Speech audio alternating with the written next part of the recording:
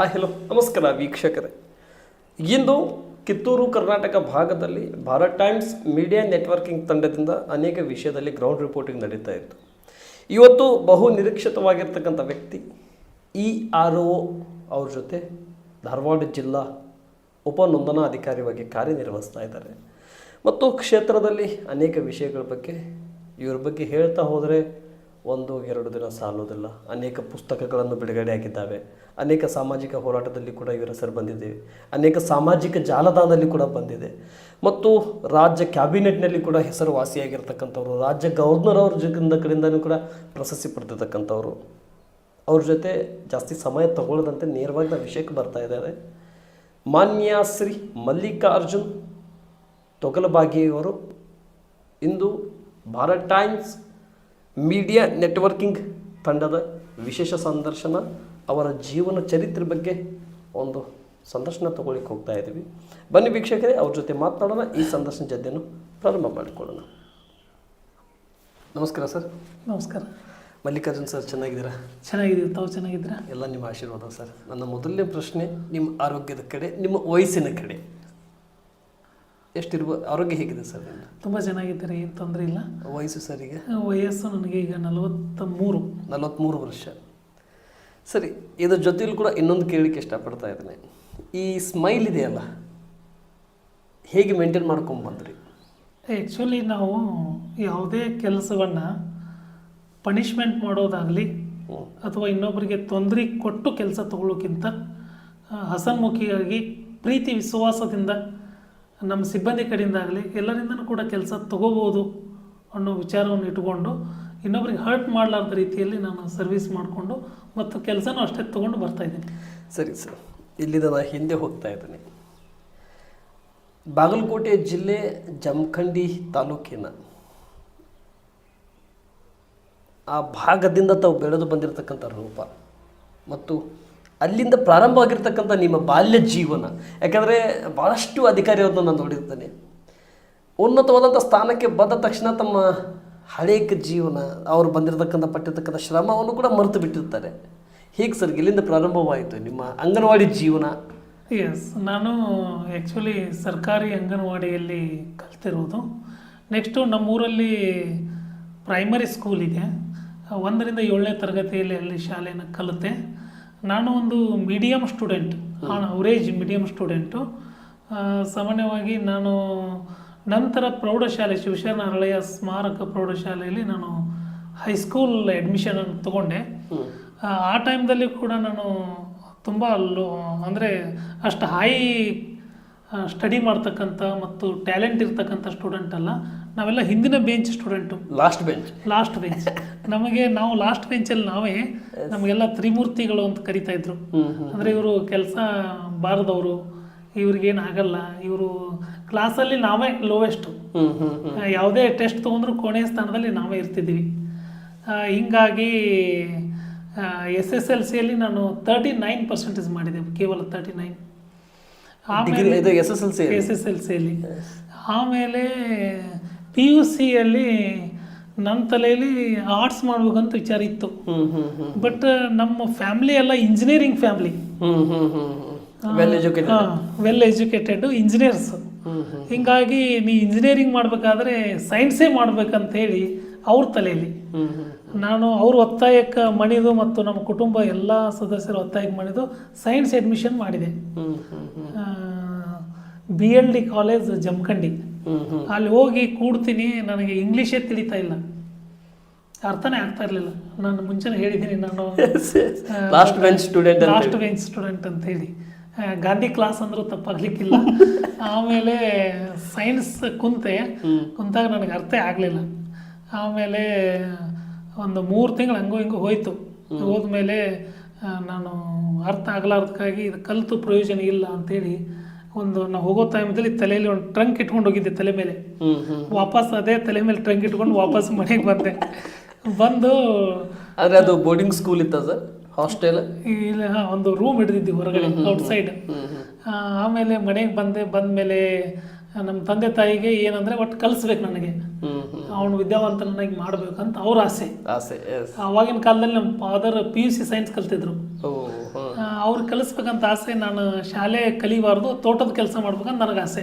For ಅಂದ್ರೆ ರೈತಾಪಿ ಕೆಲಸ ಮಾಡ್ಬೇಕಂತ ನನ್ನ ಕೆಲಸ ಅಂತಂದರೆ ಅವಾಗ ಏನಾಯ್ತಂದರೆ ನಮ್ಮ ಫಾದರು ನಮ್ಮ ಫಾದರ್ ಎಲ್ಲಾದರೂ ಮನೆಯಾಗಿದ್ದರೆ ಅವ್ರು ಓದಿಸ್ತಾರಂಥೇಳಿ ನಾನು ಹೊರಗಡೆ ಹೋಗಿ ಮಲಗ್ತಾ ಇದ್ದೆ.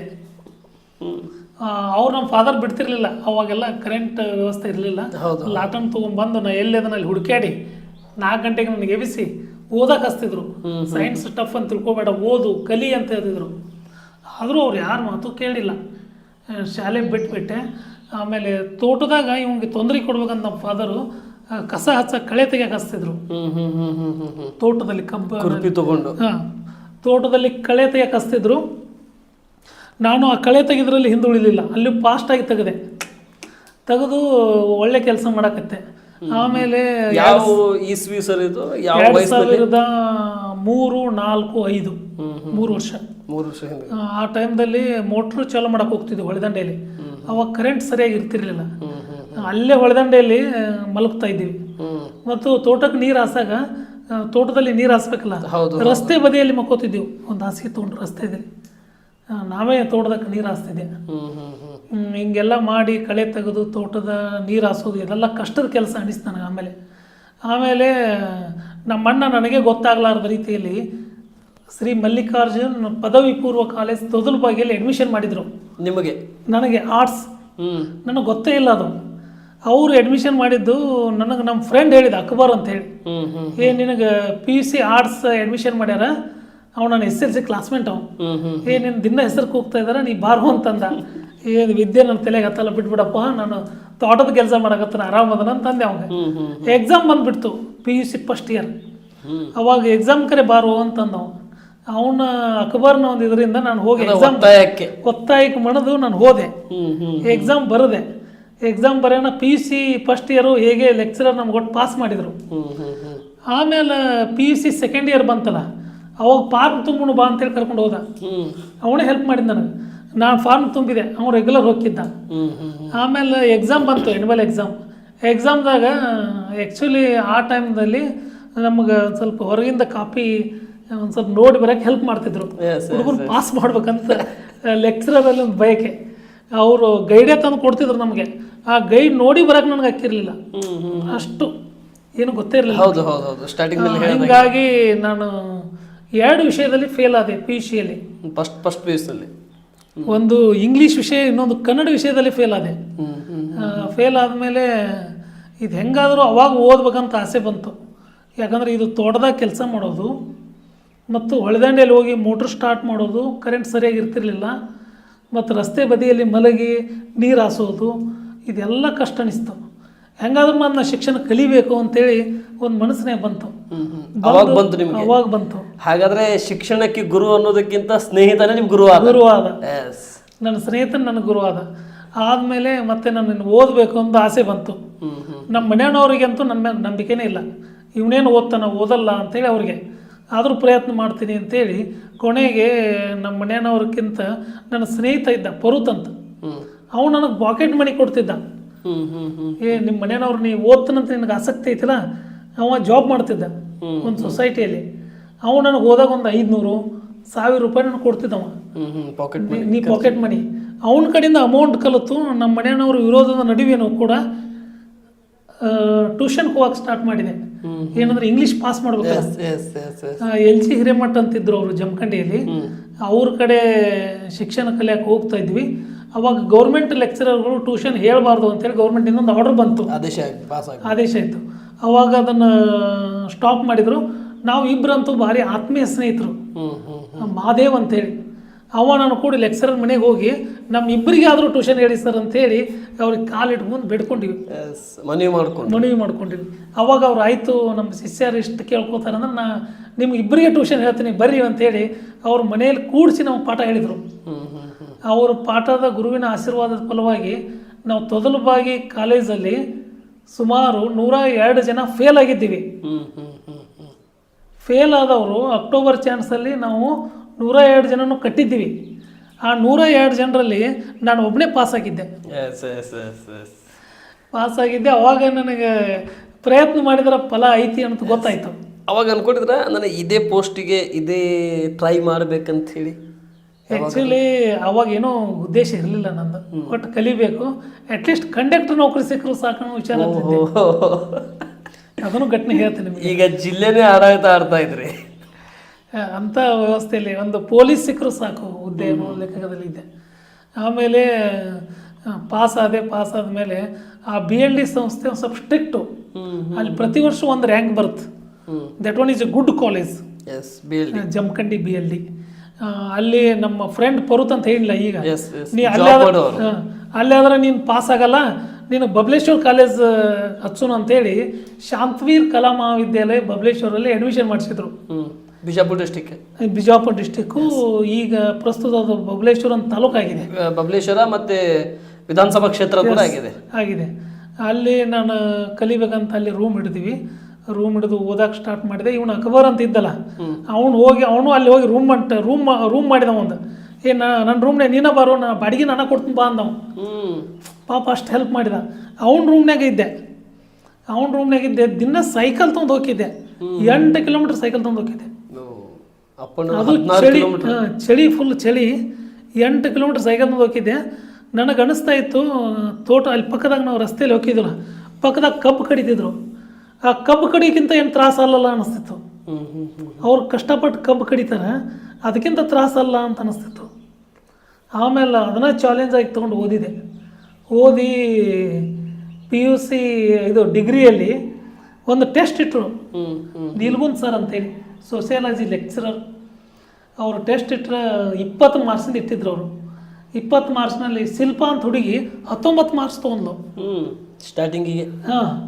ನಂದು ಯಾವಾಗ ಬರುತ್ತೆ ಅಂತೇಳಿ ನಾನು ವಿಚಾರ ಮಾಡ್ತಾ ಇದ್ದೆ. ನನಗೆ 4 ಮಾರ್ಕ್ಸ್ ಬಿದ್ದಿದ್ದು. ನಾನೇ ಕೊನೆ ಪೇಪರ್ ನಂದೆ. ನನ್ನ ರಿಸಲ್ಟ್ ಬಂತು, ಡಿಗ್ರಿ ರಿಸಲ್ಟ್ ಬರೋಣ. ಅವ್ನು ತೊದಲ್ ಬಾಗಿನ ಕರೀರಿ ಅಂತಂದರು ಪಾಟೀಲ್ ಸರ್, ಪ್ರಿನ್ಸಿಪಾಲ್. ಅವಾಗೆಲ್ಲ ಮೊಬೈಲಲ್ಲಿ ಬರ್ತಿರ್ಲಿಲ್ಲ. ಎದ್ದು ಹೋಗೋ ಟೈಮ್ದಲ್ಲಿ ನಮ್ಮ ಫ್ರೆಂಡ್ಸ್ ಎಲ್ಲ ಏನಂದ್ರು, ಈ ನನ್ನ ಮಗ ಫೇಲ್ ಆಗಿರ್ತಾನ ಅದಕ್ಕೆ ಕರೆದಾರ ಅಂತಂದರು. ನಾನು ಹೋಗಿ ಒಳಗೆ ಹೋದೆ. ಕಂಗ್ರ್ಯಾಚುಲೇಷನ್ ಅಂದರು ಸರು. ಯಾಕೆ ಸರ್ ಅಂತ ಕೇಳಿದೆ. ನೀನು ನಮ್ಮ ಕಾಲೇಜ್ಗೆ ಫಸ್ಟ್ ರ್ಯಾಂಕ್ ಬಂದಿ ಅಂತ ಹೇಳಿದ್ರು. ಲಾಸ್ಟ್ ಬೆಂಚಿಗೆ ಫಸ್ಟ್ ಬೆಂಚ್. ನಾನೇ ಫಸ್ಟ್ ರ್ಯಾಂಕ್ ಸ್ಟೂಡೆಂಟ್ ಆದೆ ಅಲ್ಲಿ. ಆಮೇಲೆ ಮತ್ತೆ ಓದಬೇಕಂತ ಆಸೆ ಬಂತು. ಆಮೇಲೆ B.Ed ಮಾಡಿದೆ. B.Edಲ್ಲಿ ರಾಜ್ಯಕ್ಕೆ ಒಳ್ಳೆ ರ್ಯಾಂಕ್ ತೊಗೊಂಡು ಸೆಲೆಕ್ಷನ್ CTE ಜಮಖಂಡಿಯಲ್ಲಿ ಸೆಲೆಕ್ಟ್ ಆದೆ. ಆ CTE ಜಮಖಂಡಿ ಕಾಲೇಜಿಗೆ 2ನೇ ರ್ಯಾಂಕ್ ಬಂದೆ. ಸೆಕೆಂಡ್ ರ್ಯಾಂಕ್ ಬಂದ ಮೇಲೆ ಮತ್ತು ಟೀಚರ್ ನೌಕರಿ ಆದರೂ ನಮ್ಮ ಮನೆಯವ್ರ ಮೇಲೆ ನಮ್ಮ ಮ್ಯಾಗ ನಂಬಿಕೆ ಇಲ್ಲ. ಅವರು ಆಳಂದ ತಾಲೂಕಿನಲ್ಲಿ ಒಂದು ಪ್ರೈವೇಟ್ ಸ್ಕೂಲಿಗೆ ಆ ಕಮಿಟಿಯವ್ರ ಜೊತೆಗೆ ಏನೋ ಫಾರ್ಮಾಲಿಟಿ ಮಾತಾಡಿಕೊಂಡು ಅಲ್ಲಿ ಸೇರಿಸ್ಬೇಕಂತ ಪ್ಲ್ಯಾನ್ ಮಾಡಿದ್ರು. ಅದನ್ನೇ ನಾನು ಒಂದು ಚಾನ್ಸ್ ಕೊಡ್ರಿ ನನಗಂತ ಕೇಳಿದೆ. ನಮ್ಮ ಮನೆಯವ್ರು ಆಯ್ತು ಓದಂದರು. ಕಷ್ಟಪಟ್ಟು ಎಷ್ಟು ಅವರ್ ಓದ್ತಿದ್ದೆ ಅಂದರೆ ಸುಮಾರು ಒಂದು 18 ಅವರ್ ಓದ್ತಿದ್ದೆ. ಎಕ್ಸಾಮ್ ಇದ್ದಾಗ 3 ತಿಂಗಳು 18 ಅವರ್ ಓದ್ತಿದ್ದೆ. ಮತ್ತು ಫ್ರೆಂಡ್ಸ್ ಜೊತೆ ಫ್ರೀ ಆಗಿರ್ತಿದ್ದೆ. ಫ್ರೆಂಡ್ಸ್ ಜೊತೆ ಇವನು ಓದಲ್ಲ ಅನ್ನೋ ಹಂಗಿರ್ತಿದ್ದೆ. ಬಟ್ ನಾನು ಸ್ಟಡಿ ಮಾಡ್ತಿದ್ದೆ 18 ಅವರ್. ನನ್ನ ರೂಮಲ್ಲಿ ಬರೇ ಬುಕ್ಕ ಇರ್ತಿದ್ದು. ಮತ್ತೆ ಸರಸ್ವತಿ ಮತ್ತೆ ಅಡಿಗೆನೂ ನಾವು ಮಾಡ್ಕೋತಿದ್ವಿ. ತೊಂದ್ರೆ ಹೋಟೆಲ್ ಊಟ ಉಂಡ್ರೆ ಏನಪ್ಪ ಹಣ ಎಲ್ಲಿದು ಕೊಡೋದು ಅಂತ ನಾನೇ ಡೈಲಿ ಒಂದು ರೈಸ್ ರೆಡಿ ಮಾಡಿಕೊಂಡು, ಮಸಾಲೆ ರೈಸು, ಪಲಾವು ಹಿಂಗೆ ನಾನೇ ರೆಡಿ ಮಾಡ್ತಿದ್ದೆ. ನಮ್ಮ ಫ್ರೆಂಡ್ಸ್ ಎಲ್ಲರೂ ಊಟ ಮಾಡ್ತಿದ್ವಿ. ನಾವೆಲ್ಲ ರೂಮ್ಮೇಟ್ಗಳು ಓದಿ ಫಸ್ಟೇ ಚಾನ್ಸಿಗೆ 1ನೇ ಚಾನ್ಸಿಗೆ ಹೈಸ್ಕೂಲ್ ಟೀಚರಾಗಿ ಆಯ್ಕೆ ಆದೆ. ಯಾವ ಕ್ಷೇತ್ರಕ್ಕೆ, ಯಾವ ತಾಲೂಕಿಗೆ?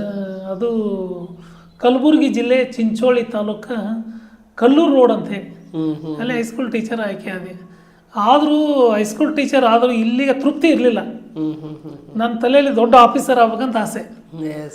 ಆಮೇಲೆ ಒಂದು ಕಂಡಕ್ಟರ್ ಆಸೆ ಇಟ್ಕೊಂಡವ ಈ KS ವರೆಗೆ ಆಸೆ ಬಂತು. ಮೊದಲು ಪೊಲೀಸ್ ಆದ್ರೆ ಸಾಕು, ಕಂಡಕ್ಟರ್ ಆದ್ರೆ ಸಾಕು ಅನ್ನೋ ವಿಚಾರ ಬಂದೆ. ಆಮೇಲೆ ಹೈಸ್ಕೂಲ್ ಟೀಚರ್ ಆದೆ. ಅಲ್ಲಿಗೆ ತೃಪ್ತಿ ಆಗಲಿಲ್ಲ. KS ಆಫೀಸರ್ ಆಗ್ಬೇಕಂತ ಆಸೆ ಬಂತು. ಬಂದಮೇಲೆ ನಾವು ಈ ಹೈಸ್ಕೂಲ್ ಟೀಚರ್ ಆಗ್ಬೇಕಂತ ಹೋದ್ರೆ ತಮಗೆ ಒಂದು ಪ್ರೈವೇಟ್ನಲ್ಲೇ ಸೇರಿಸ್ಬೇಕಂತ ಕಮಿಟಿಯ ಜೊತೆ ನಿಮ್ಮ ಮನೆಯವರು ಮಾತನಾಡ್ಕೊಂಡಿದ್ರು. ಅವಾಗ ಅವ್ರ ರಿಯಾಕ್ಷನ್ ಹೆಂಗಿತ್ತು? ನಮ್ಮ ಮನೆಯವರು ನನ್ನ ಬಗ್ಗೆ ನಂಬಿಕೆ ಇಲ್ಲ, ಅಂದರೆ ಇವನೇನು ಗೌರ್ಮೆಂಟ್ ನೌಕರಿ ಆಗಂಗಿಲ್ಲ ಅಂತ ಅವ್ರ ವಿಚಾರ. ಆದ್ರೆ ಅವರು ಏನು ನಮ್ಮ ಮೇಲೆ ನಂಬಿಕೆ ಇಡುವ ವ್ಯವಸ್ಥೆಗೆ ನಾನು ಬಂದೆ. ಅವಾಗ ನಾನೇನು ಹೈಸ್ಕೂಲ್ ಟೀಚರ್ ಆಗಲ್ಲ, ನನ್ನ ಮೇಲೆ ಸಂಪೂರ್ಣ ನಂಬಿಕೆ ಬಂತು ಅವ್ರಿಗೆ. ಇವನು ಒಂದು ಗೌರ್ಮೆಂಟ್ ಸಾಧನೆ ಮಾಡ್ತಾರೆ. ಎಸ್ ನಮ್ಮ ಮನೆಯವರು ಕುಟುಂಬದವ್ರು ಎಲ್ಲರೂ ಅಂತಿದ್ರು, ನೀ BA B.Ed ಮಾಡಿ BA ಕಲ್ತವ್ರು ಉಪಯೋಗ ಇಲ್ಲ, ನೌಕರಿ ಸಿಗಲ್ಲ ಅಂತ ಹೇಳ್ತಿದ್ರು. ಆದರೂ ಅವ್ರ ಮುಂದೆ ನಾನು ಸಾಧನೆ ಮಾಡಿ ಹೈಸ್ಕೂಲ್ ಟೀಚರಾಗಿ ಆಯ್ಕೆ ಆದೆ. ಆಯ್ಕೆ ಆದಮೇಲೆ ನಮ್ಮ ಊರನವ್ರಿಗೆಲ್ಲ ಆಶ್ಚರ್ಯ, ಇವು ತೋಟದಾಗ ನೀರು ಹಾಸ್ತಿದ್ದ, ತೋಟದಾಗ ಕಳೆ ತೆಗಿತಾ ಇದ್ದ, ಇವು ಹೆಂಗೆ ಹೋಗಿ ಹೈಸ್ಕೂಲ್ ಟೀಚರ್ ಅದ ಅಂತೇಳಿ ನಮ್ಮ ಊರಿನ ಜನರಿಗೆಲ್ಲ ಗಾಬರಿ. ಈ ನಮ್ಮ ಮುಂದೆ ಇರೋ ಹುಡುಗ ಇವ್ ಹೆಂಗೆ ಹೈಸ್ಕೂಲ್ ಟೀಚರ್ ಅದ, ಒಂದಿನ ಕಾಲೇಜ್ಗೆ ಹೋಗಿದ್ದು ನೋಡಿಲ್ಲ, ಇವು ಹೆಂಗಾದ ಅಂತ ಅವ್ರಿಗೆ ಗಾಬರಿ. ಆದಮೇಲೆ ಅಲ್ಲಿಗೆ ಬಿಡಲಿಲ್ಲ, ಕಲ್ಲೂರು ರೋಡ್ ಅಂತೇಳಿ ಒಂದು ಸ್ಕೂಲು ಚಂದಾಪುರದಲ್ಲಿ ಮನೆ ಮಾಡಿದ್ವಿ. 3 ಜನ ರೂಮ್ಮೆಂಟು, ಅಲ್ಲಿ ಅಂಥ ಸ್ನೇಹಿತರೆ ಗಂಟು ಬಿದ್ದರು. ಒಬ್ಬ ಅಬ್ದುಲ್ ರಜಾಕ್ ಅಂತೇಳಿ ಅವೊಬ್ಬ, ಇನ್ನೊಬ್ಬ ರವಿ ಅಂತೇಳಿ, ರವಿ MS, ಇನ್ನೊಬ್ಬ ಮೇಬೂಬ್. ಅಷ್ಟರು ರೂಮ್ನಾಗ ಇದ್ದೀವಿ. ನಾವು ಮತ್ತೇನು ಮಾಡಿದ್ವಿ, ನಾನು ಬುಕ್ ಸಂಗ್ರಹ ಮಾಡೋಕ್ಕೆ ಚಾಲೂ ಮಾಡಿದೆ. ಮತ್ತು ನನ್ನ ಬುಕ್ಗಳು ಇದ್ವಲ್ಲ, ನನ್ನ ರೂಮ್ ಅಂದರೆ ಬರೇ ಬುಕ್, ಎಲ್ಲಿ ನೋಡ್ತೆ ಅಲ್ಲಿ ಬುಕ್ಕೇ ಕಾಣ್ತಾ ಇದ್ದು. ಅಲ್ಲಿ 3 ಜನ ಓದಕ್ಕೆ ಸ್ಟಾರ್ಟ್ ಮಾಡಿದ್ವಿ. ಓದಕ್ಕೆ ಸ್ಟಾರ್ಟ್ ಮಾಡಿ ಈ ಮೇಬೂಬಾ ಅಂತಿದ್ದಲ್ಲ, ಅವ ಬೇರೆ ರೂಮಲ್ಲಿ ಇದ್ದವ, ಅವ ಯಾವಾಗಲೇ ಬರ್ತಿದ್ದ. ಒಟ್ಟು 4 ಜನ ನಾವು ಓದೋರು. ನೆಕ್ಸ್ಟ್ ಏನಾಯಿತು, ನಾವೇನು ಮಾಡ್ತಿದ್ವಿ, ಮಕ್ಕಳಿಗೆ ಪಾಠ ಹೇಳಬೇಕು ಅನ್ನೋ ಉದ್ದೇಶ ಇಟ್ಕೊಂಡು ಓದ್ತಾ ಇದ್ವಿ. ಏನು ಓದ್ತಾ ಇದ್ವಿಲ್ಲ, ನಾವು ಓದಿದ್ದು ಎದಕ್ಕೆ ಹೆಲ್ಪ್ ಆಕಿತ್ತಂದ್ರೆ ನಮ್ಮ ಎಕ್ಸಾಮ್ಗೆ ಹೆಲ್ಪ್ ಆಕಿತ್ತು. ಒಂದು ಮಕ್ಕಳಿಗೆ ಪಾಠ ಹೇಳೋಕ್ಕೆ ಹೆಲ್ಪ್ ಆಕಿತ್ತು, ಇನ್ನೊಂದು ನಮ್ಮ ಎಕ್ಸಾಮ್ಗೆ ಹೆಲ್ಪ್ ಆಕಿತ್ತು. ಹೋಗಿ ಓದಿ ಆಮೇಲೆ ಏನಾಯ್ತು ಅಂದರೆ KSRTC ಮ್ಯಾನೇಜರ್ ಅಂತ ಆಯ್ಕೆ ಅದೇ. ನೀವು ಫಸ್ಟಿಗೆ school teacher, KSRTC manager. Next ticket checker ಅಂತ ಆಯ್ಕೆ ಅದೇ KSRTC. ಪಂಚಾಯಿತಿ ಡೆವಲಪ್ಮೆಂಟ್ ಆಫೀಸರ್ ಅಂತ ಆಯ್ಕೆ ಅದೇ PDO. ಆಮೇಲೆ ಇದೆಲ್ಲದರ ಮಧ್ಯದಲ್ಲಿಯೂ FDA ಫಸ್ಟ್ ಡಿವಿಷನ್ ಅಸಿಸ್ಟೆಂಟ್ ಅಂತ ಆಯ್ಕೆ ಅದೇ. ಹಿಂಗೆ ಸುಮಾರು ಒಂದು ನನಗೆ 7 ಆಫರ್ ಬಂದು, 7 ನೌಕರಿ ಬಂದು ನೆಕ್ಸ್ಟ್ KS ಆಫೀಸರ್ ಆಗಿ 2017 ನವಂಬರಲ್ಲಿ ಆಯ್ಕೆ ಆದೆ. ಬಟ್ ನಮಗೆ ಹೆಂಗಂದರೆ ನಾನೆಲ್ಲ ಬೆಳೆದಿದ್ದು, ನನಗೆ ಅನುಕೂಲ ಮಾಡಿದ್ದು ನನ್ನ ತಂದೆ ತಾಯಿ ಮತ್ತು ನನ್ನ ಸ್ನೇಹಿತರು. ಈ ಪರ್ವತ್ ಅಂತ ಹೇಳಿದ್ನಲ್ಲ, ಫೈನಾನ್ಸಿಯಲ್ ಅವನೇ ಹೆಲ್ಪ್ ನನಗೆ ಜಾಸ್ತಿ ಮಾಡ್ಯಾನ. ಇನ್ನೊಬ್ಬ ಅಕ್ಬರ್ ನನಗೆ ನೈತಿಕ ಬೆಂಬಲ ನೀಡ್ಯಾನ, ನನಗೆ ಕಲಿಯೋಕೆ ಪ್ರೋತ್ಸಾಹ ನೀಡ್ಯಾನ.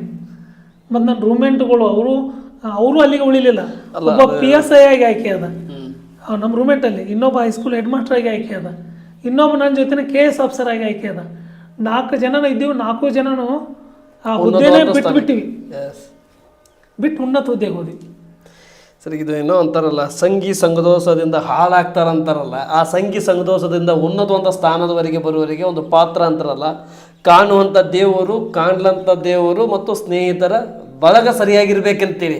ಆ ಬಳಗದಲ್ಲಿ ನೀವು ಬಂದಿರ್ತಕ್ಕಂಥದ್ದು. ಹೌದು. ಮತ್ತು ಒಂದು ಘಟನೆ ಈ ಸಮಯದಲ್ಲಿ ಹೇಳಿ ಬಯಸ್ತಾ ಇದ್ದೀನಿ. ಏನಂದರೆ, ನನಗೆ ಹೋಗಕ್ಕೆ ಬಸ್ ಚಾರ್ಜು ಇರ್ತಿರ್ಲಿಲ್ಲ. ಒಂದಾಗಿರ್ತಕ್ಕಂಥ ಘಟನೆ, ಒಂದು ದಿವಸ ನನಗೆ ಬಸ್ ಚಾರ್ಜ್ ಇಲ್ಲದಕ್ಕಾಗಿ ಬಿಜಾಪುರಕ್ಕೆ ಹೋದಾಗ ಬರೋ ಟೈಮ್ದಲ್ಲಿ ಅಮೌಂಟೇ ಇರಲಿಲ್ಲ ನನ್ನ ಕಡೆ. ಬಸ್ಸಿನ ಒಂದು ಮಧ್ಯದಲ್ಲಿ ಇಳಿಸಿಬಿಟ್ಟ. ಸುಮಾರು ಒಂದು 42 ಕಿಲೋಮೀಟರ್ ನಡ್ಕೋತ ಬಂದಿದ್ದೀನಿ. ನನ್ನ ಬಾಲ್ಯ ಜೀವನದ ಇರ್ಬೇಕಂದ್ರೆ ಹಿಂಗೆ ಸುಮಾರು ಕಷ್ಟಗಳನ್ನು ಪಟ್ಟು ಇವತ್ತೊಂದು ದೇವರ ಆಶೀರ್ವಾದ, ನನ್ನ ತಂದೆ ತಾಯಿಯ ಆಶೀರ್ವಾದ, ಸ್ನೇಹಿತರ ಪ್ರೋತ್ಸಾಹದಿಂದ ಒಂದು ಉನ್ನತ ಹುದ್ದೆಗೆ ಬಂದಿದ್ದೀನಿ ಅಂತ ಹೇಳಿ ಭಾವಿಸ್ತಾ ಇದ್ದೀನಿ. ಸರಿ, ಇಲ್ಲಿವರೆಗೆ ತಲುಪಿದ್ರಿ, ಇಲ್ಲಿವರೆಗೆ ಈ ಪೋಸ್ಟಿಗೆ ಬರುವವರೆಗೆ ಎಷ್ಟು ಪ್ರಶಸ್ತಿಯನ್ನು ಪಡೆದುಕೊಂಡ್ರಿ? ಮೊನ್ನೆಯ ರಾಜ್ಯದಿಂದ ಕರ್ನಾಟಕ ರಾಜ್ಯದಿಂದ ಬಂದಿರತಕ್ಕಂಥ ಗವರ್ನರ್ ಅವರ ಪ್ರಶಸ್ತಿಯನ್ನು ಬಿಟ್ಟು ಇದಕ್ಕೆ ಹಿಂದುಗಡೆಗೆ ಪಡೆದಿರ್ತಕ್ಕಂಥ ಪ್ರಶಸ್ತಿಯನ್ನು ಯಾವ ಒಂದು ಕಾರಣಕ್ಕಾಗಿ ನಿಮ್ಮನ್ನು ತೊಗೊಂಬಂದರು? ಮತ್ತು ನಾನು ನಿಮ್ಮ ಬಗ್ಗೆ ಕೇಳಿದ ಪ್ರಕಾರ ತಾವು ಸೋಷಲ್ ವರ್ಕ್ದಲ್ಲಿ ಮುಂದಿದ್ದೀರಿ, ಯಾವುದೇ ಒಂದು ಕಷ್ಟ ಕಾಲದಲ್ಲಿ ಇದ್ದಂಥವ್ರಿಗೆ ಸಹಾಯ ಮಾಡೋದಾಗಿರಲಿ, ಮತ್ತು ಎರಡನೇದು ಶಾಲೆಗೆ ಸುಣ್ಣ ಬಣ್ಣ ಹಚ್ಚೋದ್ರಲ್ಲಿ ಆಗಿರಲಿ, ಪರಿಸರ ಬಗ್ಗೆ ಕಾಳಜಿಗಳನ್ನಾಗಿರಲಿ, ಮತ್ತು ಪೊಲ್ಯೂಷನ್ ಬಗ್ಗೆ ಕಾಳಜಿಗಳನ್ನಾಗಿರಲಿ, ಮತ್ತು ಒಂದು ಸಮಾಜ ಸೇವೆಯಲ್ಲಿ ಅಂತ ಹೇಳಿದರೆ ನೀವು ಒಂದು ಜನಸಾಮಾನ್ಯರ ನಾನು ಕೇಳಿದ ಪ್ರಕಾರ ಏನಂತಾರಂದರೆ, ತೊಗಲಬಾಗಿ ಅವರು ಅಧಿಕಾರದಲ್ಲಿ ಇರಬಾರ್ದಿತ್ತು, ಇವರು ಒಂದು ಬೇರೆ ಪೋಸ್ಟ್ನಲ್ಲಿ ಇರಬೇಕು ಅನ್ನೋದ್ರ ರೂಪದಲ್ಲಿ ಮಾತಾಡ್ತಾರೆ. ಹೌದಾ ಸರ್? ಆ್ಯಕ್ಚುಲಿ ನೀವು ಕೇಳ್ತಾ ಇದ್ದೀರಿ ಅಂತ ಹೇಳ್ತಾ ಇದ್ದೀನಿ, ಬಟ್ ನಮ್ಮ ಬಗ್ಗೆನೇ ನಾವು ಹೇಳ್ಕೋಬಾರ್ದು. ಮೊದಲನೇದಾಗಿ ನಾನು KS ಆಫೀಸರ್ ಆದಮೇಲೆ ಒಂದು ನಮ್ಮ ಎಲ್ಲ ಆಡು ಭಾಷೆಯಲ್ಲಿ ಹೇಳ್ತಾರೆ, ಒಂದು ತಾಯಿ ಋಣ ತೀರ್ಸಕ್ಕಾಗಲ್ಲಂತೆ, ಇನ್ನೊಂದು ಭೂಮಿ ಋಣ ತೀರ್ಸಕ್ಕಾಗಲ್ಲ. ಭೂತಾಯಿ ಜನ್ಮ ತಾಯಿ ಈ ಎರಡು ತಾಯಿಗಳ ಋಣ ತೀರ್ಸಕ್ ಕಷ್ಟ ಅಂತ ಇದ್ದಾರೆ. ನಮ್ಮಿಂದ ಎಷ್ಟು ಸಾಧ್ಯ ಐತೆ ಅಷ್ಟು ತೀರಿಸ್ಬೇಕು ಅನ್ನೋ ಒಂದು ಆಸೆ ಇಟ್ಕೊಂಡು ನಾವೊಂದು ಪರಿಸರ ಪ್ರೇಮ ಅಂತೇಳಿ ಒಂದು ತಂಡ ಕಟ್ಟಿದೆ. ಆ ಪರಿಸರ ಪ್ರೇಮ ತಂಡವನ್ನು ನಾನು ಶಿವಮೊಗ್ಗದಲ್ಲಿ ಇದ್ದಾಗ ಕಟ್ಟಿದೆ 2020ರಲ್ಲಿ. 6 ವರ್ಷ ಹಿಂದ್ಗಡೆ. 2020 ಅಂದ್ರೆ ಸುಮಾರು 5 ವರ್ಷ ಹಿಂದ್ಗಡೆ. ಅವಾಗ ಪರಿಸರ ಪ್ರೇಮ ತಂಡದಲ್ಲಿ ಸುಮಾರು ಒಂದು 40ರಿಂದ 50 ಜನ. ನಾವೆಲ್ಲ ಸರ್ಕಾರಿ ನೌಕರಸ್ಥರು, ಔಟ್ಸೋರ್ಸ್ ಸಿಬ್ಬಂದಿ, ಈ ಸರ್ಕಾರಿ ವಿಂಗ್ನಲ್ಲೇ ಕೆಲಸ ಮಾಡ್ತಕ್ಕಂಥ ಸಿಬ್ಬಂದಿಗಳು.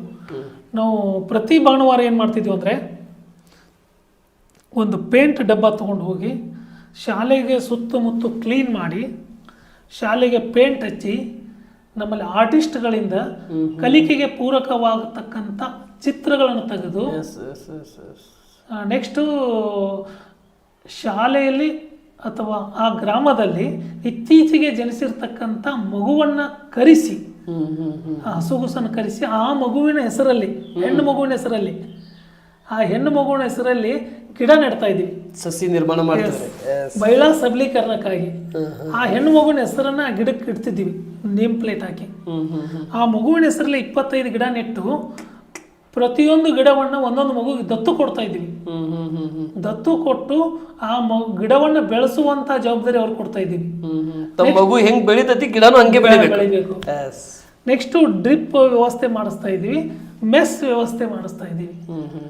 ಮಾಡಿಸಿ ನೆಕ್ಸ್ಟ್ ಉಪನ್ಯಾಸ ಕಾರ್ಯಕ್ರಮ ಭಾರತೀಯ ಸಂಸ್ಕೃತಿ ಸಂಸ್ಕಾರ ಮತ್ತು ಮಹಿಳಾ ಸಬಲೀಕರಣದ ಬಗ್ಗೆ ಉಪನ್ಯಾಸ ಕಾರ್ಯಕ್ರಮ ಏರ್ಪಡಿಸ್ತಾ ಇದ್ದೀವಿ, ಲೆಕ್ಚರನ್ನು ಕರೆಸಿ. ಇಷ್ಟೆಲ್ಲ ಮುಗಿಸಿ ಮಧ್ಯಾಹ್ನ ಅದೇ ಬಿಸಿ ಊಟ ಮಾಡಿಕೊಂಡು ನಾವು ವಾಪಸ್ ಸಾಯಂಕಾಲ 6 ಗಂಟೆಗೆ ಮನೆಗೆ ಬರ್ತಾ ಇದ್ದೀವಿ. ಅಂದಿನಿಂದ ಇಲ್ಲಿವರೆಗೂ ಕೂಡ ತಪ್ಪಿಸಲಾರದೆ ಪ್ರತಿ ಭಾನುವಾರನೂ ನಾವು ಮಾಡ್ತಾ ಬಂದೀವಿ.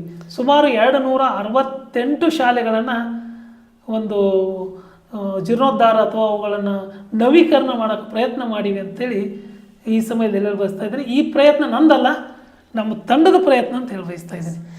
ಈ ಕಲ್ಚರ್ ಹೆಂಗೆ ಇಟ್ಕೊಂಬಂದ್ರಿ, ಎಲ್ಲಿಂದ ಪ್ರಾರಂಭವಾಯಿತು, ಯಾಕೆ ಯೋಚನೆ ಬಂತು? ಯಾಕಂದರೆ ಆಲ್ಮೋಸ್ಟ್ ಈಗಿನ ಯುವಕರ ಬಗ್ಗೆ ಒಂದು ಎಕ್ಸಾಂಪಲಿಗೆ ನನಗಿಂತ ಸ್ವಲ್ಪ ಮುಂದುಗಡೆ ಅಥವಾ ಹಿಂದುಗಡೆ ಇದ್ದಂಥವರು ದುಡ್ಡು ಬಂತಂದರೆ ಬದಲಾವಣೆ ಆಗಿಬಿಡ್ತಾರೆ, ಬೇರೆ ಬೇರೆ ಚಟಕ್ಕೆ ಎಂಟ್ರಿ ಆಗ್ತಾರೆ.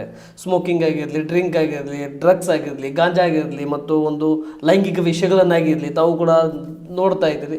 ಆದರೆ ನಿಮ್ಮ ಈ ಕಲ್ಚರ್ ಹೇಗೆ ಪ್ರಾರಂಭವಾಯಿತು, ಎಲ್ಲಿಂದ ಈ ಯೋಚನೆ ಬಂತು ನಿಮಗೆ? ಈ ರೀತಿ ನಾವು ಮಾಡಬೇಕಂದ್ರೆ ಪ್ರತಿ ಸಂಡೇ ಒಂದು ಅಧಿಕಾರಿಯವರೆಗೆ ಒಂದು ರೆಸ್ಟ್ ಮಾಡುವಂಥ ಸಮಯ, ಮತ್ತೊಂದು ಕುಟುಂಬಕ್ಕೆ ಕೊಡುವಂಥ ಸಮಯ, ಅಂಥ ಸಮಯದಲ್ಲಿ ಈ ಸೇವೆಗೆ ಯಾವ ರೀತಿ ನೀವು ಪ್ಲ್ಯಾನ್ ಇಟ್ಕೊಂಡ್ರಿ ಇದನ್ನು?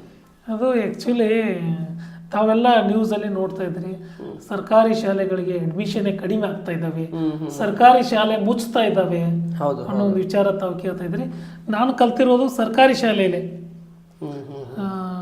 ಸರ್ಕಾರಿ ಶಾಲೆ ಮತ್ತು ಗ್ರಾಮೀಣ ಮಟ್ಟದ ಸರ್ಕಾರಿ ಶಾಲೆ.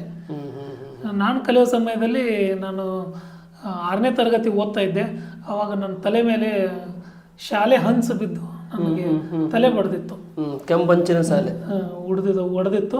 ಹೊಡೆದಾಗ ಅದು ಅವಾಗ ನಮ್ಮ ಶಿಕ್ಷಕರೆಲ್ಲ ಪ್ರಯತ್ನ ಮಾಡಿ ನನಗೆ ಟ್ರೀಟ್ಮೆಂಟ್ ಕೊಡಿಸಿದ್ರು. ಅಂದರೆ ಸರ್ಕಾರಿ ಶಾಲೆ ಒಂದು ಈ ಅಸ್ತವ್ಯಸ್ತತೆ ಇರಬಾರ್ದು. ಅವಾಗ ಒಂದು ನಾನು ಏನಾದರೂ ದೊಡ್ಡವನಾದ್ನೆಂದರೆ ಯಾವ ನಿಟ್ಟಿನಲ್ಲಿ ಆದರೆ ಈ ಸರ್ಕಾರಿ ಶಾಲೆ ಉಳಿವಿಗಾಗಿ ನಾನು ಪ್ರಯತ್ನ ಮಾಡಬೇಕು ಅನ್ನೋ ಒಂದು ವಿಚಾರ ನನ್ನ ಬಾಲ್ಯದಿಂದನೂ ಇತ್ತು. ಆವಾಗ ನಾನು ಅಧಿಕಾರಿ ಆದಮೇಲೆ ಈ ಪ್ರಯತ್ನ ಯಾಕೆ ಮಾಡಬಾರ್ದು, ಮತ್ತು ನಾನು BEd MEd ಮುಗಿಸಿ ಶಿಕ್ಷಣ ಕ್ಷೇತ್ರದಿಂದನೇ ಬಂದವನು. ಹೀಗಾಗಿ ಶಿಕ್ಷಣಕ್ಕೆ ನಂದು ಒಂದು ಏನಾದರೂ ಋಣ ತೀರಿಸಬೇಕು. ಶಿಕ್ಷಣದಿಂದ ದೂರ ಇದ್ದಂಥವರು ಶಿಕ್ಷಣನೇ ಮೊದಲನೇ ಹೆಜ್ಜೆಯಿಂದ ಪ್ರಾರಂಭ ಮಾಡಿಕೊಂಡ್ರಿ. ಹೀಗಾಗಿ ನಾನು ಆ ನಿಟ್ಟಿನಲ್ಲಿ ಅದನ್ನು ವಿಚಾರ ತಲೆಯಲ್ಲಿ ಇಟ್ಟುಕೊಂಡು ಒಂದು ತಂಡ ಕಟ್ಟಿ ಪ್ರಯತ್ನ ಮಾಡಿದೆ. ಅದು ಪ್ರಯತ್ನ ಯಶಸ್ವಿಯಾಗಿ 268 ಶಾಲೆ ಒಂದು ಅವುಗಳನ್ನ ಸುಧಾರಣೆ ಮಾಡುವ ನಿಟ್ಟಿನಲ್ಲಿ ನಾವು ಇವತ್ತು ಪ್ರಯತ್ನ ಮಾಡ್ತಾ ಇದ್ದೀವಿ. ಅದು ನಮ್ಮ ತಂಡದ ಪ್ರಯತ್ನ ಅಂತ ಹೇಳಿ ಬಯಸ್ತಾ ಇದ್ದೀನಿ. ಓಕೆ, ನಾನು ಹಿಂದೆ ಒಂದು ಪ್ರಶ್ನೆ ಕೇಳಿದೆ ಸರ್ ನಾನು ನಿಮಗೆ. ನಿಮ್ಮ ಪ್ರಶಸ್ತಿಗಳನ್ನು ಇಲ್ಲಿವರೆಗೆ ರಾಜ್ಯಪಾಲರ ಮೊನ್ನೆ ಸಿಕ್ಕಿರ್ತಕ್ಕಂಥದ್ದನ್ನು ಬಿಟ್ಟು ಇಲ್ಲಿವರೆಗೆ ನಿಮಗೆ ಯಾವ್ಯಾವ ಪ್ರಶಸ್ತಿ ಯಾವ ಒಂದು ಸಾಮಾಜಿಕ ಕೆಲಸಕ್ಕಾಗಿ ಸಿಕ್ಕಿದೆ ಅಂತ ಪ್ರಶಸ್ತಿಗಳ ಬಗ್ಗೆ ಹೇಳೋದು ಇಂಪಾರ್ಟೆಂಟ್ ಏನಂದರೆ, ನಾವು ಈ ಒಂದು ಕೆಲಸವನ್ನು ಗುರುತಿಸಿರ್ತಕ್ಕಂಥ ಸಮಾಜ ಮತ್ತು ಮಾಧ್ಯಮದವರು ಮೊದಲನೇದಾಗಿ ಪ್ರಜಾವಾಣಿ ಪತ್ರಿಕೆಯವರು ಒಂದು ನಮ್ಮ ಬಗ್ಗೆ ಒಂದು ಆರ್ಟಿಕಲ್ ಬರೆದ್ರು. ಆರ್ಟಿಕಲ್ ಬರೆದು ಅದನ್ನು ಇಡೀ ರಾಜ್ಯಾದ್ಯಂತ ಆ ಆರ್ಟಿಕಲ್ ಬರುವಂಗೆ ಅವ್ರು ನೋಡಿದರು. ಆಮೇಲೆ ನಮ್ಮದು ಈ ಎಲ್ಲ ಸರ್ಕಾರಿ ಶಾಲೆಯ ಜೀರ್ಣೋದ್ಧಾರಕ್ಕಾಗಿ ನಾವು ಮಾಡ್ತಕ್ಕಂಥ ಪ್ರಯತ್ನವನ್ನು ಗುರುತಿಸಿ 2021ನೇ ಸಾಲಿನ ಅತ್ಯುತ್ತಮ ಸಾಧಕ ಅಂತೇಳಿ ಒಂದು ಅವಾರ್ಡ್ ಕೊಟ್ಟರು ನನಗೆ ಪ್ರಜಾವಾಣಿ ಪತ್ರಿಕೆಯವರು. ಅದಾದ ಮೇಲೆ ನಾನು ಕೊಪ್ಪಳಕ್ಕೆ ವರ್ಗಾವಣೆ ಆದೆ. ಕೊಪ್ಪಳದಲ್ಲಿ ಗವಿಸಿದ್ದೇಶ್ವರ ಅಜ್ಜಾರು ನನಗೆ ಬಸವ ಕಾರುಣ್ಯ ಪ್ರಶಸ್ತಿಯನ್ನು ಕೊಡಿಸಿದರು. ನಮ್ಮ ಈ ಪ್ರಯತ್ನ ನೋಡಿ ಸರ್ಕಾರಿ ಶಾಲೆ ಉಳಿವಿಗಾಗಿ ನಮ್ಮ ತಂಡ ಪ್ರಯತ್ನ ಮಾಡೋದನ್ನು ಗುರುತಿಸಿ, ಆಮೇಲೆ ಒಬ್ಬರು ಮಾಧ್ಯಮ ಮಿತ್ರರು ಅವರು ಮೌರ್ಯ ಪ್ರಶಸ್ತಿಯನ್ನು ಕೊಡಿಸಿದ್ರು ನನಗೆ. ಆಮೇಲೆ ಹೀಗೆ ಹಾಗೆ ಕಂಟಿನ್ಯೂ ನಡೀತು. ಜಿಲ್ಲಾ ಮಟ್ಟದ ಜಿಲ್ಲಾಧಿಕಾರಿಗಳು ಮತ್ತು ಪೊಲೀಸ್ ವರಿಷ್ಠಾಧಿಕಾರಿಗಳು, ಮುಖ್ಯ ಕಾರ್ಯನಿರ್ವಾಹಕ ಅಧಿಕಾರಿಗಳು ಉತ್ತಮ ಶ್ರೇಷ್ಠ ಅಧಿಕಾರಿ ಅಂತೇಳಿ ಒಂದು ಅವಾರ್ಡನ್ನು ಕೊಟ್ಟರು. ಅದಾದಮೇಲೆ ಕರ್ನಾಟಕ ಸರ್ಕಾರದಿಂದ ಪರಿಸರ ರತ್ನ ಅಂತೇಳಿ ಅವಾರ್ಡ್ ಸಿಕ್ತು. ಇದು ನನಗೆ 2022ರಲ್ಲಿ. ಇದಾದಮೇಲೆ ಹಾಗೆ ಮುಂದೆ ಬರ್ತಾ ಸಂಘ ಸಂಸ್ಥೆಗಳು ಕರೆದು ಕೂಡ ಹಲವಾರು ಸನ್ಮಾನಗಳನ್ನು ಮಾಡಿದ್ದು. ಇದೆಲ್ಲದರ ಮಧ್ಯದಲ್ಲಿ ಇವತ್ತು ಕರ್ನಾಟಕ ಸರ್ಕಾರ ಅಥವಾ ಮುಖ್ಯ ಚುನಾವಣಾಧಿಕಾರಿಗಳು ಕುಂದಗೋಳ ಮತಕ್ಷೇತ್ರದಲ್ಲಿ ನೋಂದಣಿಯಲ್ಲಿ ಮಾಡಿರ್ತಕ್ಕಂಥ ಉತ್ತಮ ಕಾರ್ಯವನ್ನು ಗುರುತಿಸಿ ಮುಖ್ಯ ಚುನಾವಣಾಧಿಕಾರಿಗಳು ಒಂದು ಉತ್ತಮ ಶ್ರೇಷ್ಠ ಒಂದು ರಾಜ್ಯ ಮಟ್ಟದ ಪ್ರಶಸ್ತಿಯನ್ನು ಕೊಟ್ಟಿದ್ದಾರೆ. ಅವರಿಗೂ ಕೂಡ ನಾನು ಅಭಿನಂದನೆ ಸಲ್ಲಿಸ್ತಾ ಇದ್ದೀನಿ. ರಾಜ್ಯಪಾಲರು ಕೂಡ ಇದನ್ನು ಒಂದು ಹೊತ್ತು ಕಾರ್ಯಕ್ರಮದಲ್ಲಿ ಕೊಡುವಂಥ ವ್ಯವಸ್ಥೆ ಮಾಡಿದರು, ಅವ್ರಿಗೂ ಕೂಡ.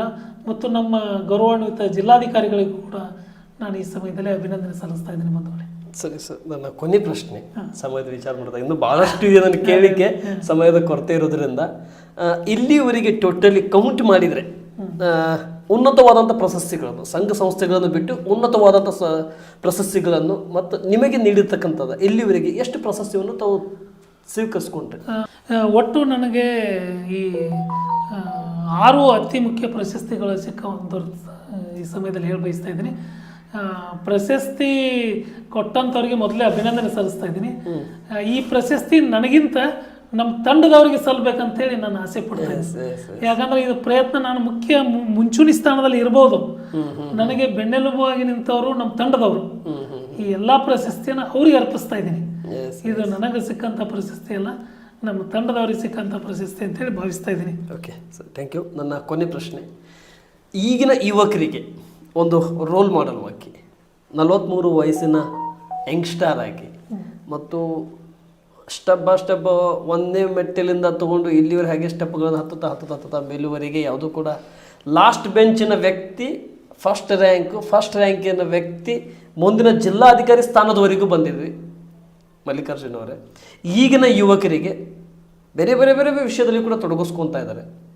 ನಿಮ್ಮ ಒಂದು ಸಂದೇಶ ಕೊಡೋದಾದರೆ ಈ ಒಂದು ನಮ್ಮ ಏನು ನಾವು ನಡೆಸ್ತಾ ಇದ್ದೀವಿ 2028-29 ಚುನಾವಣಾ ಪೂರ್ವಭಾವಿ ಸಮೀಕ್ಷೆಯಲ್ಲಿ ಏನು ಹೋಗ್ತಾ ಇದ್ದೀವಿ, ಅದರ ಮಧ್ಯದಲ್ಲಿ ನಿಮ್ಮ ಬಗ್ಗೆ ನಾನು ಏನು ಕೇಳ್ತಾ ಇದ್ದಾರೆ, ಈಗಿನ ಜನ್ರೇಷನ್ಗೆ ತಾವು ಒಂದು ಸಂದೇಶ ಕೊಡೋದಾದರೆ ಆ ಸಂದೇಶ ತಮ್ಮ ಅಧಿಕಾರ ಸ್ಥಾನದಿಂದ ಒಂದು ಸ್ನೇಹಿತರ ಬಳಗದಿಂದ ಏನು ಹೇಳಕ್ಕೆ ಇಷ್ಟಪಡ್ತೀವಿ?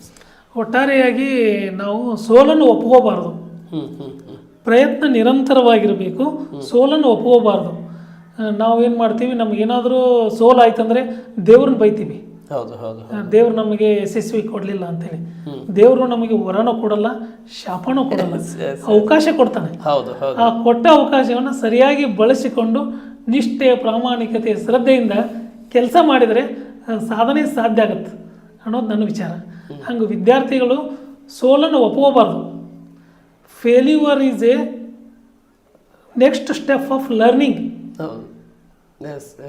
Failure is a step of learning, not a failure. That one is ನಮ್ಮ ಲರ್ನಿಂಗ್ನಲ್ಲಿ ಅದೊಂದು ಸ್ಟೆಪ್. ಆದ ಕಾರಣ ನಾವು ಸೋಲನ್ನು ಒಪ್ಕೋಬಾರ್ದು, ನಿರಂತರ ಪ್ರಯತ್ನ ಮಾಡ್ತಾ ಇರಬೇಕು. ಯಶಸ್ವಿ ಕಟ್ಟಿಟ್ಟ ಬುತ್ತಿ. ಶ್ರಮಕ್ಕೆ ಪ್ರತಿಫಲ ಸಿಗುತ್ತೆ, ಅದಕ್ಕೆ ತಾಳ್ಮೆ ಇರಬೇಕು. ಎಸ್ ಓಕೆ, ಥ್ಯಾಂಕ್ ಯು, ತುಂಬ ಧನ್ಯವಾದಗಳು. ಇಷ್ಟೊತ್ತಿನವರೆಗೆ ಭಾರತ್ ಟೈಮ್ಸ್ ಮೀಡಿಯಾ ನೆಟ್ವರ್ಕಿಂಗ್ ತಂಡದ ಮತ್ತು ನಮಗೆಲ್ಲ ಗ್ರೂಪಿನ ತಂಡದ ಜೊತೆಯಲ್ಲಿ ಕೂಡ ನಿಮ್ಮ ಸಮಯವನ್ನು ಅಮೂಲ್ಯವಾದಂಥ ಬಿಡು ಮಾಡಿಕೊಂಡು ನಮಗೆ ಇವತ್ತು ಸಮಯ ಮಾಡಿಕೊಟ್ಟಿದ್ದಕ್ಕೆ ಮತ್ತು ಇದಷ್ಟು ರೀತಿಯಿಂದ ಉನ್ನತವಾದಂಥ ಸ್ಥಾನಮಾನಕ್ಕೆ ತಾವು ಬರಲಿ, ಜಿಲ್ಲಾಧಿಕಾರಿಯಿಂದ ಕ್ಯಾಬಿನೆಟ್ವರೆಗೂ ಕೂಡ ತಾವು ಹೋಗಲಿ, ಅಲ್ಲಿನೂ ಕೂಡ ಅನೇಕ ರೀತಿಯಿಂದ ಈ ಕರ್ನಾಟಕ ರಾಜ್ಯಕ್ಕೆ ಮಹಾಂತೇಶ್ ಬಿಳಗಿಯವರ ಯಾವ ರೀತಿ ಕೆಲಸಗಳನ್ನು ಮಾಡ್ತಾಯಿದ್ರು, ಯಾವ ರೀತಿ ಯೋಚನೆ ಇತ್ತು, ಅದೇ ಯೋಚನೆಯಲ್ಲಿ ಎರಡನೇ ಬಿಳಿಗಿ ಮಲ್ಲಿಕಾರ್ಜುನ್ ತೊಗಲ್ಬಾಗಿಯವರು ಈ ಕ್ಷೇತ್ರದಲ್ಲಿ ಇದ್ದಾರೆ. ಆದಷ್ಟು ಬೇಗ ಆ ಭಗವಂತ ನಿಮಗೆ ಯಶಸ್ಸನ್ನು ಕೊಡಲಿ. ಅಂದುಕೊಂಡಿರ್ತಕ್ಕಂಥ ಕೆಲಸ ಮತ್ತು ಮಾಡಬೇಕಾಗಿರ್ತಕ್ಕಂಥ ಕೆಲಸಕ್ಕಿಂತ ಮಾಡಲಾದಂಥ ಕೆಲಸಕ್ಕೆ ಆ ಭಗವಂತ ನಿಮಗೆ ಯಶಸ್ಸನ್ನು ಕೊಡಲಿ. ನಮ್ಮ ಸಂದರ್ಶನಕ್ಕೆ ಸಮಯ ಮಾಡಿಕೊಟ್ಟಿದ್ದಕ್ಕೆ ತುಂಬ ಧನ್ಯವಾದಗಳು. ನಮಸ್ತೆ, ಜೈ ಹಿಂದ್ ಸರ್, ಥ್ಯಾಂಕ್ ಯು.